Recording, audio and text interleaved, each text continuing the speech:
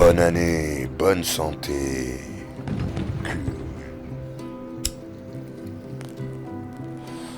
Ika y a Paname. Mais l'amiante de la tour Montparnasse doit s'en foutre. Moi, je reprends la routine. Mon cerveau et ma rétine.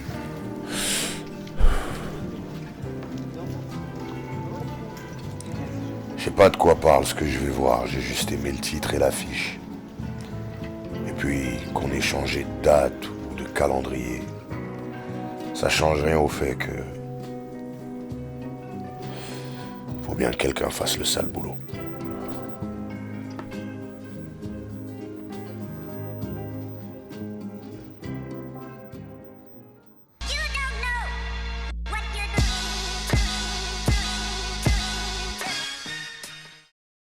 Connard! Monsieur, connard!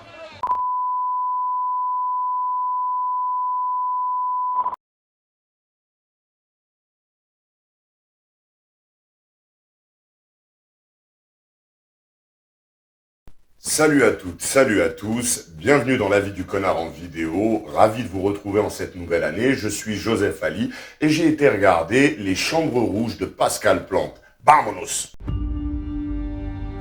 Monsieur Chevalier, vous êtes accusé de 3 chefs distincts de meurtre, outrage au cadavre et production et distribution de matériel obscène. Mon client plaide de non coupable, monsieur le juge. Tu sais que c'est sa fête bientôt? Dans 3 semaines, ouais. Tu penses qu'il essaie de faire un cadeau? J'ai un petit mot à dire à ces groupies, celles qui hantent la salle d'audience à chaque jour. Ben, on vous voit. Ludovic Chevalier est l'auteur de ces meurtres qu'il a filmés pour un auditoire prêt à payer pour voir ça en direct dans ce qu'on appelle des chambres rouges.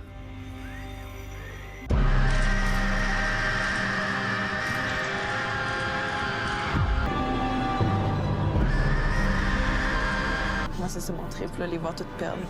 T'es evil. Ah, c'est ça le jeu.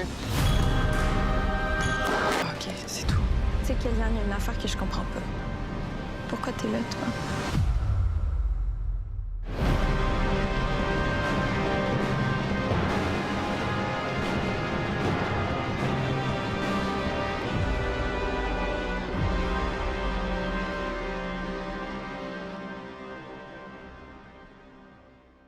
Deux femmes assistent au procès très médiatisé d'un tueur en série. Pour l'une d'elles, les motivations sont assez claires.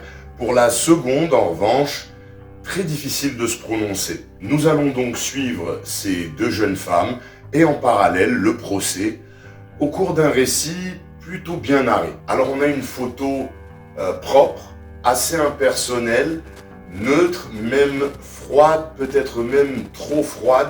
Il n'y a pas énormément de recherche, j'ai trouvé, et ça manquait quand même un petit peu de travail en termes de teinte, de perspective, etc. Mais quand même, c'est plutôt bien filmé, c'est au service du récit, si on peut dire ça. Et il faut quand même noter qu'il y a quelques plans nocturnes qui sont plutôt agréables et remarquables. On a une réalisation qui propose de vrais choix cohérents avec la mise en scène. On a un rythme assez bon au début qui est un petit peu cassé au bout de 45 minutes. Ça, c'est un petit peu dommage. Ça s'appuie sur une histoire intéressante. Il y a pas mal de goût par moment dans les choix de plans, comme je le disais, surtout les plans nocturnes. Le reste du temps, on a vu qu'il y a cette espèce de volonté de nuancer les scènes au tribunal qui sont assez lumineuses, avec cette lumière blanche, froide, très administrative ou hospitalière, avec un contraste par rapport aux scènes en extérieur où on a voulu rajouter certaines couleurs et les scènes nocturnes. Mais je trouve que il n'y a pas assez d'alternance. L'alternance fonctionne pas si bien que ça. Et ça, c'est un peu dommage. Sinon, on a une bonne réalisation. Au niveau de la mise en scène, on a une mise en scène très intéressante, avec des procédés parfois originaux et intéressants. La mise en scène, elle est très parlante, elle est limpide, elle est maîtrisée, c'est très clair dans le propos. On n'a pas de schizophrénie entre le scénario, la photographie et la mise en scène. Donc c'est plutôt bon de ce côté-là.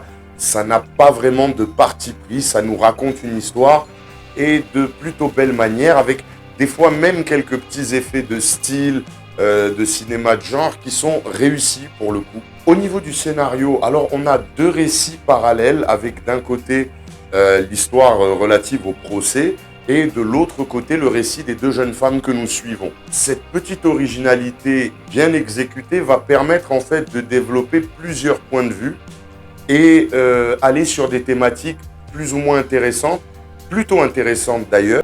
Allié à la mise en scène, ça permet par moment même de générer une espèce de paranoïa, sans vouloir spoiler, mais une espèce de paranoïa du virtuel. Et ça se penche sur certains faits sociétaux plutôt intéressants et pas très souvent abordés. Au casting, alors Juliette Garlépi, elle est très juste, très crédible, tout comme sa collègue Laurie Babin. Les deux font vraiment un très bon travail et de toute façon, au global, franchement, tout le casting, que ce soit la procureure, l'avocat, les différentes personnes qui interviennent, tout le monde est vraiment parfait. Au niveau de l'acting, c'est nickel chrome. Au niveau de la musique, elle est plutôt bonne et bien utilisée, quoique trop présente à mon goût. Pour ceux qui suivent un petit peu les avis du connard, je n'aime pas trop quand on utilise de la musique en facilité de mise en scène. On développera ça dans des lives, c'est pas un souci. Quoi qu'il en soit, la musique est plutôt bonne. Par contre, ce que j'ai vraiment aimé, c'est les effets créés à partir du son. Donc, il y a une espèce de jeu sonore pour servir la mise en scène qui est vraiment très très très bon. Le film est très bon, même si c'est vrai qu'il souffre de cette espèce de ventre mou de 45 minutes à 1 heure qui, en fin de compte, nuisent à une dynamique qui avait été mise en place et qui était plutôt correcte. C'est ce qui coûte des points au film, en plus d'une certaine pauvreté en termes de travail photographique par moment, pas tout le temps, par moment.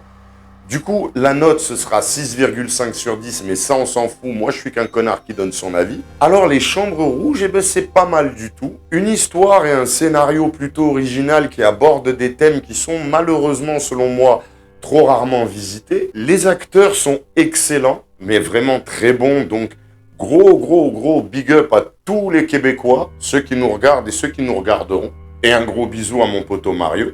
On a une mise en scène qui transpire vraiment la maîtrise. Alors par contre, à côté de ça, comme je le disais un petit peu avant, la volonté de contraste entre la froideur administrative du tribunal qui en fin de compte donne une espèce de photo un petit peu trop téléfilm à mon goût et les scènes un petit peu plus travaillées, nocturnes ou en intérieur, ben, je trouve que ça fonctionne pas tout le temps, malheureusement, parce que au final, en fin de compte, les scènes au tribunal, à la cafette, etc., et même en lumière naturelle, il y a des fois, c'est moche, quoi. Il y a également cette espèce de ventre mou qui est un petit peu soporifique pendant un quart d'heure, 20 minutes. Donc, je vous invite à ouvrir les Skittles, les M&M's, les M&M's bleus, bien sûr, ou les Maltesers à la 45e minute, pas avant, parce que c'est là qu'ils seront nécessaires. Sinon, oui, complètement, c'est un film que je recommande. C'est du très bon cinéma. Voilà, ce sera tout pour cet avis en vidéo. N'hésitez pas à me donner le vôtre en commentaire. De toute façon, dites ce que vous voulez en commentaire, c'est toujours très bienvenu. Abonnez-vous pour ne pas manquer les futurs contenus. Mettez des pouces, ça vous permet de me soutenir totalement gratuitement. Vous avez la possibilité de me soutenir de façon plus altruiste, soit ici sur le Super Chat quand il fonctionne, ou alors sur Tipeee ou Paypal, les liens sont dans la description. Je vous dis à très vite, d'ici là, take care, cheers.